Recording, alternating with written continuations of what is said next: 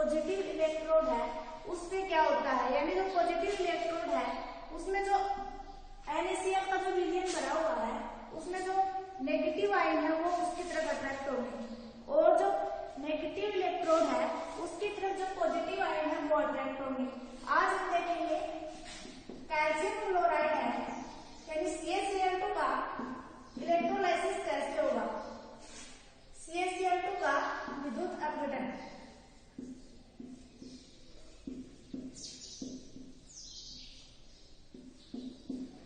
सबसे पहले हमने एक पात्र लिया है,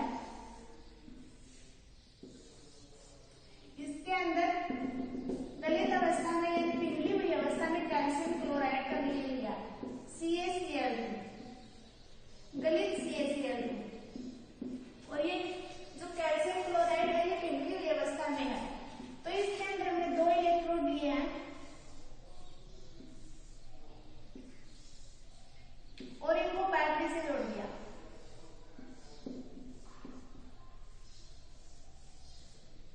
ये बैटरी का जो पॉजिटिव सिरा है इसको पॉजिटिव से जोड़ देंगे और जो नेगेटिव है इसको नेगेटिव इलेक्ट्रोड से जोड़ देंगे। अब हम देखते हैं जो कैल्शियम क्लोराइड है ये आयनों के रूप में कैसे व्यवस्थित होता है। तो इस जो फर्स्ट स्टेप है वो होगी आयोनाइजेशन।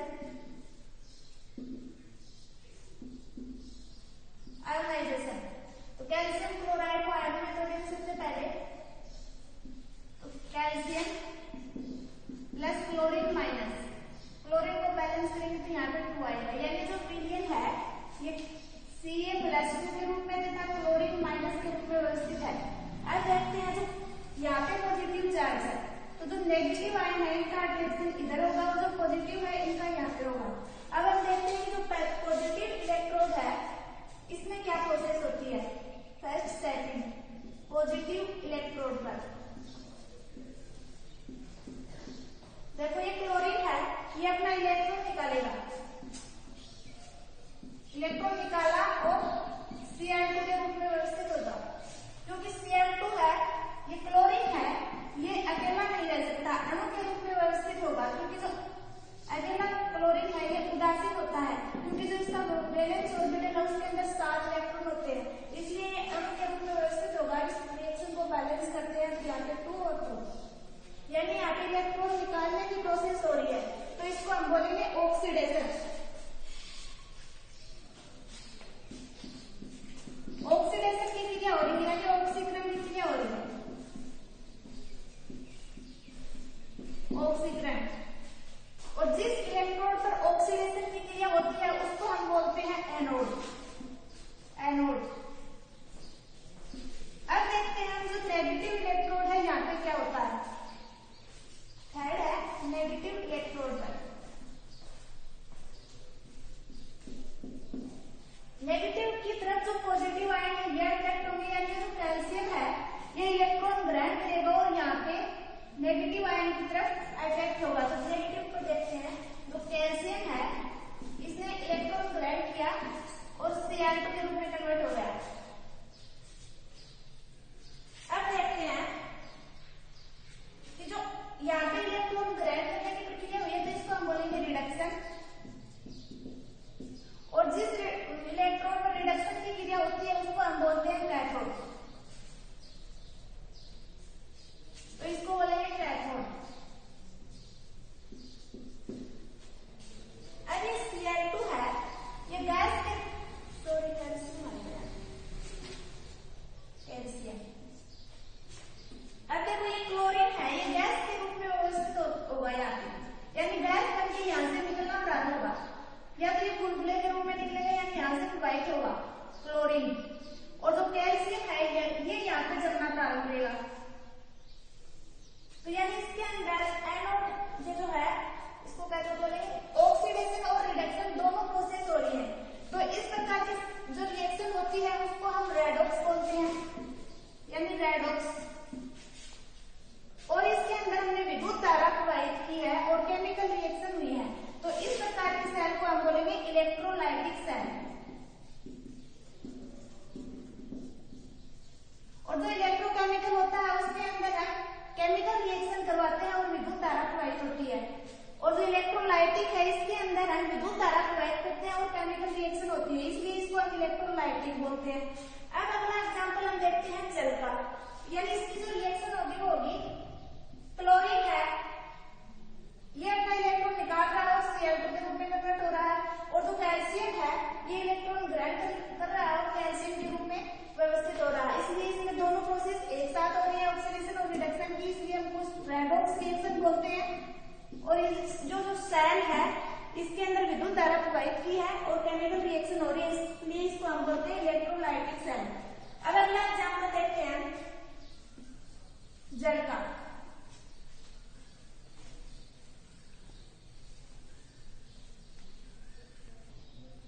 अगला एग्जांपल देखते हैं H2O का विद्युत अपघटन कैसे होता है,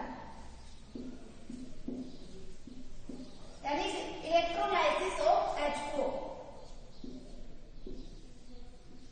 वही प्रोसेस होती है इसके अंदर भी, जो H2O है, जो शुद्ध जल होता है वो विद्युत का कुचालक होता है। शुद्ध जल विद्युत का कुचालक होता है,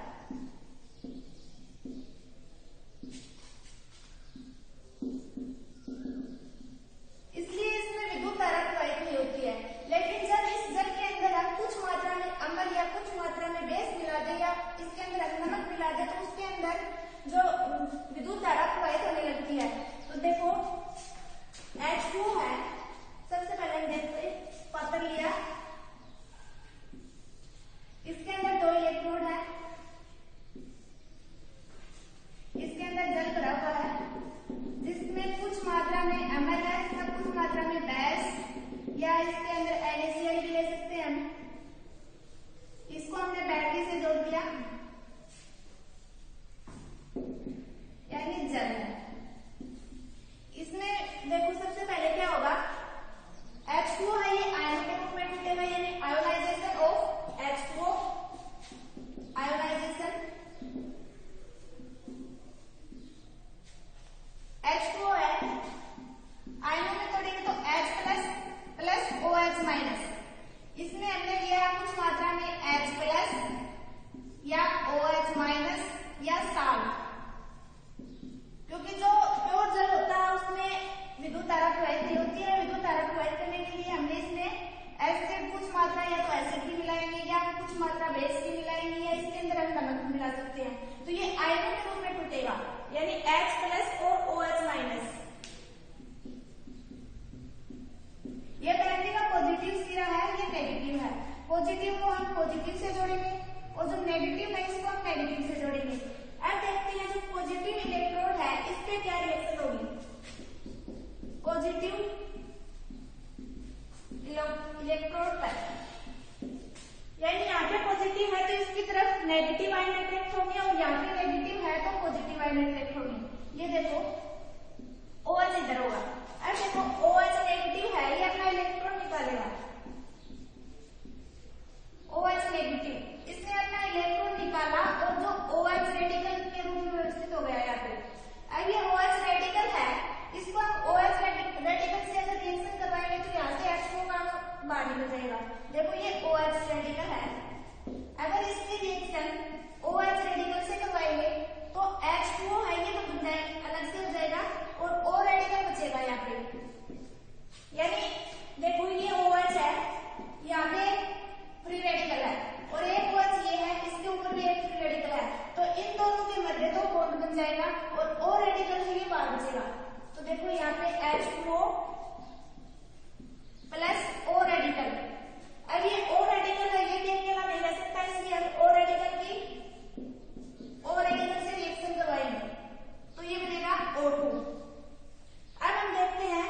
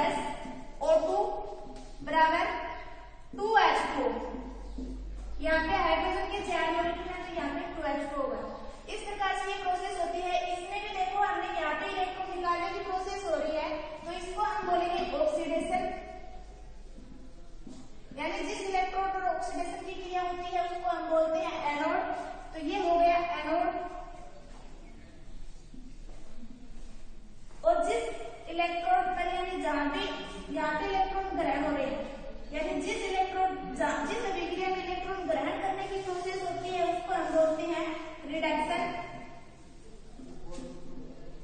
या अपचयन। और हमें पता है जहां भी अपचयन होता है, जिस इलेक्ट्रोड पर अपचयन की क्रिया होती है उसको हम बोलते हैं कैथोड। अब ये जो है एग्जाम्पल, ये इलेक्ट्रोलाइटिक सेल के हैं। यहाँ पे हमने विद्युत धारा प्रवाहित की है, तो ये हो गया इलेक्ट्रोलाइटिक सेल।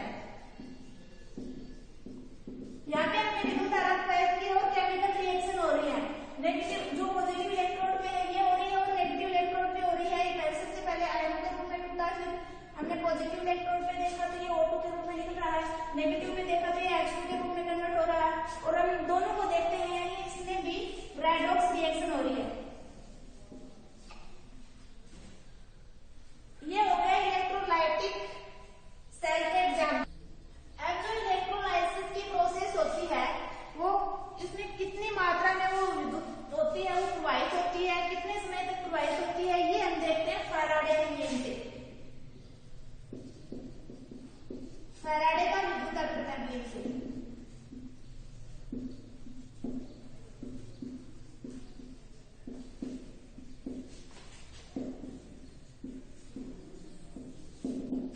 फैराडे का जो विद्युत अपवर्तन का नियम है, फैराडे ने दो नियम दिए थे। तो सबसे पहले हम देखते हैं प्रथम नियम फैराडे का,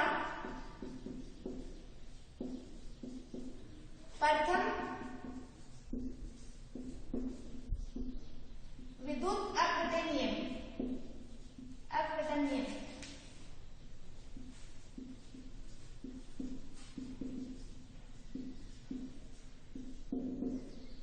जो फैराडे का प्रथम विद्युत अपवर्तन का नियम है, इसमें क्या होता है, जब हम किसी इलेक्ट्रोड में विद्युत धारा प्रवाहित करते हैं तो जो पदार्थ की जो मात्रा होती है वो उसके आवेश के समानुपाती होती है। यानी जो पदार्थ की जो मात्रा है उसको हम W से डिनोट करते हैं, और जो आवेश होता है वो उसके, जो पदार्थ की मात्रा हो उसके आवेश के समानुपाती होती है। जो आवेश है उसको हम Q से डिनोट करते हैं। देखो हमने एक सेल लिया था, ये कोई पात्र है, इसके अंदर दो इलेक्ट्रोड लगे हुए हैं। इसको हमने बैटरी से जोड़ दिया।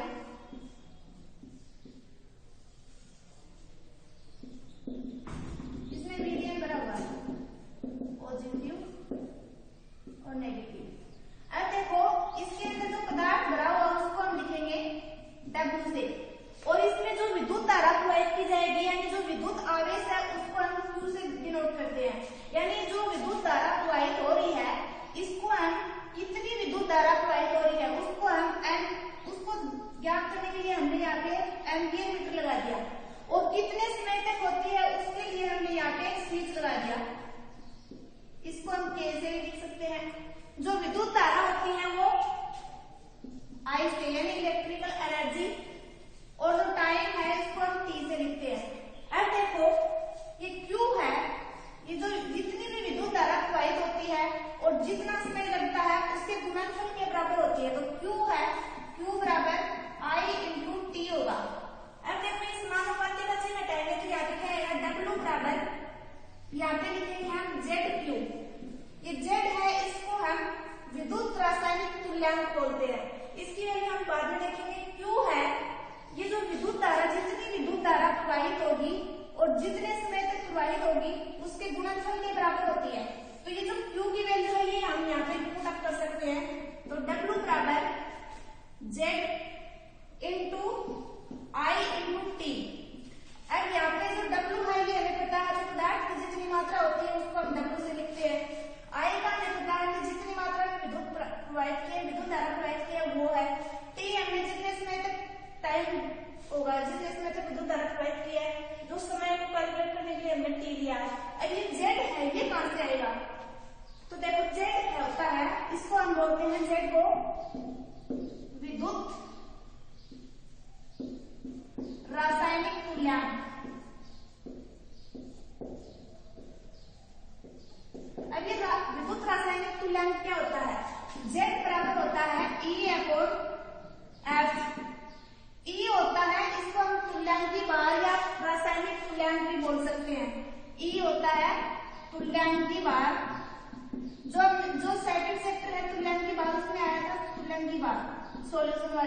एफ है ये फैराडे कांस्टेंट, फैराडे स्थिरांक। अब देखो फैराडे स्थिरांक है, इसकी वैल्यू होती है 96,500 होती है। अब ये 96,500 कैसे आती है ये देखेंगे हम। देखो जेड है जो फैराडे स्थिरांक है, इसको हम कैसे करते हैं।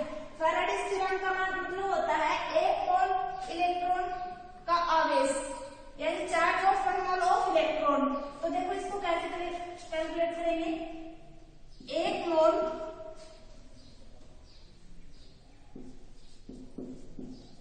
इलेक्ट्रॉनों का आवेश। अब देखते हैं एक मोल में कितने कण होते हैं। एक मोल कण होते हैं, उसकी वैल्यू होती है एक मोल बराबर 6.022 इंटू 10⁻23 कण होते हैं। और जो एक इलेक्ट्रॉन का आवेश होता है उसकी वैल्यू होती है 1.602 इंटू 10⁻−19 कूलाम। अगर ये दोनों वैल्यू हम पुटअप करेंगे तो जो फैराडे है इसकी वैल्यू आएगी। देखो F बराबर एक मोल की वैल्यू रखेंगे पहले 6.022 इंटू 10⁻23, फिर एक इलेक्ट्रॉन का आवेश है, इसको मल्टीप्लाई करेंगे इसके 1.602 इंटू 10⁻−19। अब इनको अगर हम मल्टीप्लाई करेंगे तो इसकी वैल्यू आएगी वो लगभग 96,500 के लगभग आएगी, 96,000 कूलाम। तो जो Z है ये F है, इसकी जगह पे हम Z बराबर E/96,500 भी लिख सकते हैं। अब देखो तो इसकी परिभाषा क्या होगी, यानी जब किसी विद्युत अपघटन में विद्युत धारा प्रवाहित करते हैं तो जो पदार्थ की मात्रा है वो उसके आवेश के समानुपाती होगी। फैराडे का प्रथम नियम यही है कि जब किसी विद्युत अपघटन में पदार्थ की जो विद्युत धारा प्रवाहित करते हैं तो जो पदार्थ की मात्रा होती है वो उसके आवेश के समानुपाती होगी। देखो इसकी परिभाषा, फैराडे का प्रथम नियम क्या होगा, जब किसी विद्युत अपघटन में किसी इलेक्ट्रोड पर मुक्त हुई या एकत्रित हुए पदार्थ की मात्रा उसके आवेश के समानुपाती होगी। तो इसकी परिभाषा देखो, जब किसी विद्युत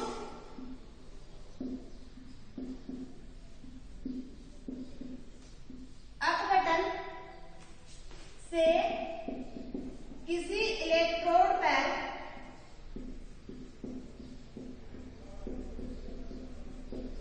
एकत्रित हुए या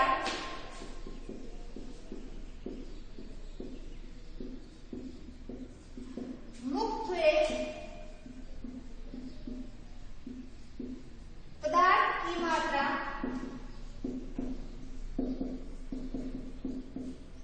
उसके विद्युत आवेश के समानुपाती होती है, उसके विद्युत आवेश के समानुपाती होती है।